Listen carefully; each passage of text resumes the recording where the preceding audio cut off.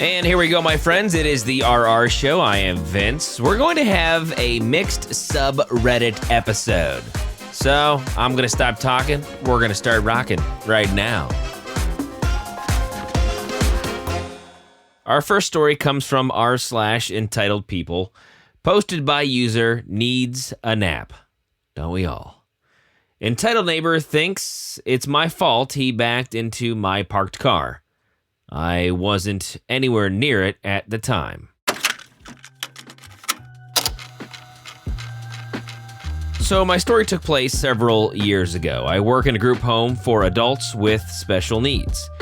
The building I work in is just a regular bungalow in a residential area. Parking isn't ideal because all we have is one narrow driveway. So if the driveway is free when you get there, fine. But if someone is already parked there when you arrive, you end up blocking them in if you park in the driveway. This is not ideal as we often leave on errands for the residents during our shift. So when the driveway is occupied, we park on the street in front of the house. This is perfectly legal. I live in Canada, in an area that gets a ton of snow in the winter. So the only rules about parking are you can't block a fire hydrant, and from the 15th of October to the 15th of April, you can't park on the street from midnight to 7 a.m. This is to allow snowplows to do their job in the event of a storm. All other times of day are fair game, and anything in the summer is acceptable. My story took place on a sunny afternoon in late June, so it was perfectly legal for me to park on the street. So I'm at work, doing my job, when there's a knock on the door. My coworker answered. Turned out it was the guy who lives across the street. He and his wife were heading out of town and were traveling in their truck, which had a trailer hitched to the back. My car was parked on the street across from him, and he was backing out of his driveway. He backed his trailer right into my front driver's side wheel well. So I got out to inspect the damage, and he's already mad, saying how frustrating it is that the people in our house are always parked on the street. Makes it hard for him to get out of his driveway, etc. Mind you, this is the first time he's said anything to any of us about it, but whatever. I didn't say anything to him, just looked at my car and see the damage is pretty bad. It ended up costing about $2,000 to repair. So, I just say, let's exchange insurance information. Literally the only thing I've said to him at this point. He then gets very angry, starts yelling and says he refuses to go through insurance. It's my fault for being parked on the street, and he'll pay for the damages only if I take my car to the guy he knows. His wife then adds that they were doing me a favor by even telling me. They could have just driven off. Well, technically yes, but that's actually illegal. So no, you weren't doing me any favors. Again, I don't say much, I just reiterate that I'd like to go through insurance. He flat out refuses, which is also illegal. So I say fine, I'm just gonna call the police. At this point, he says he's not sticking around, and he and his wife drive off. I called the cops. The cops arrive, see that I'm parked legally, and say there's no reason he should have been able to back out without hitting me. Now, here's perhaps the most annoying part. They track him down the next day and come back to let me know they've spoken with him. Turns out, he's a retired guard for the local jail, and according to the officer who did the follow-up, seems like a good guy. Quite nice. Well, yes, I'm sure he was nice to the cop. Me, the rather small female civilian, not so much. The cop tries to convince me to not go through insurance. Like what? He's a part of your club so he gets a free pass? No thanks. Dude verbally assaulted me for his mistake, then drove away from the scene of an accident. Fine him. Don't try to make this easier on him. I went through insurance. My insurance covered 100% of the cost and deemed it not my fault, which was a relief as it means my premiums were not affected. I'm pretty sure the cops have to issue a ticket when a motor vehicle collision occurs. So not sure what happened with the neighbor, but I'm guessing he received some sort of fine because I know I didn't. Our second story from r/malicious compliance, posted by user Atomic File. Don't like the way I park? Fine. I'll follow the rules exactly. A couple of months ago, I had a run-in with the self-appointed HOA enforcer of my neighborhood. Let's just call her Linda. For context, I don't live in an HOA community, but Linda likes to pretend we do. She's the kind of person who leaves passive-aggressive notes on cars, knocks on doors to complain about lawn heights, and calls the city for violations that don't actually exist. The issue started because I parked my car on the street in front of my house. It's perfectly legal. I've been doing it for years without any complaints. But apparently, Linda decided that my car was an eyesore. One day, I found a note tucked under my windshield wiper that said, "This is not a parking lot. Park in your driveway like a respectful neighbor. Don't make me involve the city." It annoyed me, but I shrugged it off and kept parking where I always do. That wasn't good enough for Linda. The next time, she confronted me in person. Linda, I've told you before, parking on the street is inconsiderate. You have a driveway. Use it. Me. It's legal to park here, and I'm not blocking anything. Linda.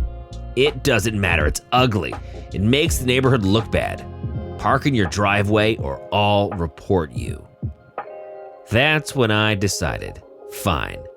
If she wants me to park in my driveway, I'll park in my driveway, but I'll follow every single rule to the letter. You see, my driveway is small. If I park my car in it, it blocks the sidewalk. Technically, it's against city ordinances to obstruct the sidewalk, so the next day I pulled my car right into my driveway, perfectly centered, and guess what? It completely blocked the sidewalk. It didn't take too long for Linda to notice. She marched up to my door, red-faced and furious. Linda, you can't block the sidewalk, that's illegal. Me, oh, I thought you wanted me to park in my driveway. Linda, not like that, park properly. Me, there's no other way to park in my driveway without blocking the sidewalk. Guess I'll have to park back on the street then. Her face was priceless. She sputtered for a moment before stomping off. Thinking that was the end of it, I parked back on the street. But no, Linda wasn't done yet. She actually called the city on me. A week later, a city inspector came by. He checked out the situation and saw that my car was legally parked on the street and told me I was doing nothing wrong. However, he did mention that Linda had made several complaints about code violations in the neighborhood, and they were getting tired of her nonsense. After that, I didn't hear from Linda for a while until last week, when she started parking her car on the street in front of my house. So I did what any good neighbor would do. I called the city and reported it. Turns out, her car was slightly too close to a fire hydrant. She got a ticket. Malicious compliance never felt so sweet. This show is sponsored by BetterHelp, and it's Vince, and I've got a question for you. How do you stay cozy during the winter months? What brings you comfort during the changes in the seasons? Maybe it's a Hallmark movie, cup of hot cocoa, watching that. Or for me, honestly, it's just a little peace and quiet, sitting on the couch at night watching some Simpsons with my wife, my favorite show. You know, I love looking at the Christmas tree all decorated in the dark, all the lights. Whatever brings you comfort, therapy maybe is an option for you. It's a great way to bring yourself some comfort, never goes away, even when the seasons change. So if you're thinking about starting therapy, give BetterHelp a try. It's all online, designed to be convenient, flexible, and suited to your schedule. You fill out a questionnaire and you get matched with a licensed therapist. So if you want to find comfort this December that will last, BetterHelp. Visit BetterHelp.com/TheRR Show to get 10% off your first month. That's BetterHelp, HELP.com/TheRR Show to get 10% off your first month. Our third story comes from r/I don't work here lady by Homegrown Vegetables. You missed your target, ma'am.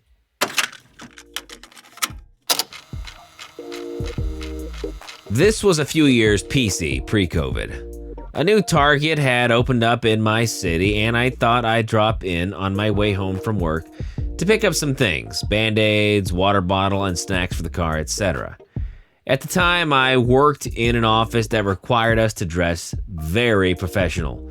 Suits with ties for the men, and for the ladies, dresses, jackets, blouses, heels, etc. On the date in question, I had on a black suit and a jacket and an emerald green chiffon blouse and 3-inch heels. Lady came up to me while I was looking at Band-Aids and she's holding a shirt. I wasn't really paying attention to her, so I missed her question. I presume it was, do you have this in more sizes and colors? But she started berating me saying, oh, so you're just gonna ignore a paying customer? Me. Are you talking to me? Her. Yes. Who do you think I'm talking to? So rude. You know I don't work here, right? Oh, you're not fooling anyone, Missy. I know you work here.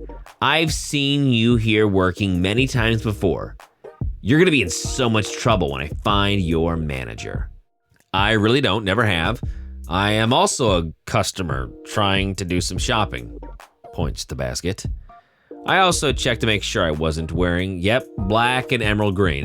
Definitely not Target colors. She storms off, comes back maybe 5 minutes later with a man wearing Target red and a name tag. She was saying, there, that's her. I expect you to fire her. She was so rude the whole time. He proceeds to look me up and down and then apologize profusely to me. He then turns and tells this woman, I've been the manager at this Target since it opened a few months ago, and I've hired everyone here. This woman is not now and never has been employed here. She is also a customer. Is there something I can help you find? I'll admit, I watched her face change colors with a certain deal of amusement. She settled on an angry shade of red, screaming at him to stop protecting her just because she's pretty, and that she was so rude to me after just ignoring me and not offering to help me.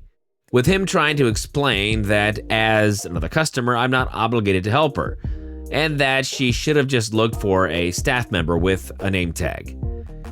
She was still yelling at him and me, and I ultimately just picked up my things and left for the registers. Our final story is another one from r/I don't work here lady, posted by user Sarcastic Lemon. Would someone who works here be pushing a cart full of items, wearing pink sunglasses while dressing this snappy? I usually dress up for work, even though I work from home most of the time. Think of trousers, a nice dress, shirt and tie, sometimes the occasional suit. I usually don't change clothes until I'm ready to go to bed, which means that my daily runs to the store are also done in this attire. This is usually not an issue unless I'm shopping at a men's formal wear store or the mall, where workers tend to dress similarly to how I dress. But at the grocery store, it's very clear that I'm a customer and not a worker. Or so I thought, until today when I was doing some morning grocery shopping to avoid the crowds in the afternoon prior to Thanksgiving, and even the store was busier than usual. As usual, I am well dressed, even wearing a vest to go with my shirt and tie, but unlike other times, I have my sleeves rolled up and I'm wearing bright pink sunglasses with white frames. This is a very important detail. I go to the store and walk the aisles, collecting my items. Then, as I'm walking around the cheese section, pushing my cart full of items, holding an aged goat cheese in my hand, an old lady approaches me and rudely asks the dreaded question, "Do you work here?" Me, feeling a bit overwhelmed by the amount of people at the store, reply in a similarly rude tone, "Do I look like I work here?" I could see this lady's headgears turn. So before she could say anything else, I follow up with, "Would someone who works here be pushing a cart full of items, wearing pink sunglasses while dressing this snappy?" And as I said that, I walked to the checkout line, paid for my items, and left the store. Sometimes the best thing you can do is not give these people a chance to say anything.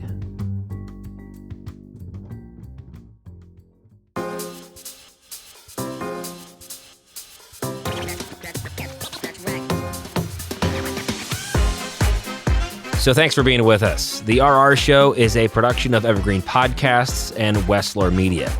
Now, if you'd be so kind, please follow or subscribe to our show wherever you get your podcasts. And if you're feeling extra nice, you might as well leave a 5-star review. But for more, visit the website, rrshow.com. That is rrshow.com. I'm your host, Vince. Thank you to my producer, Kevin, and we'll see you next time here on The RR Show.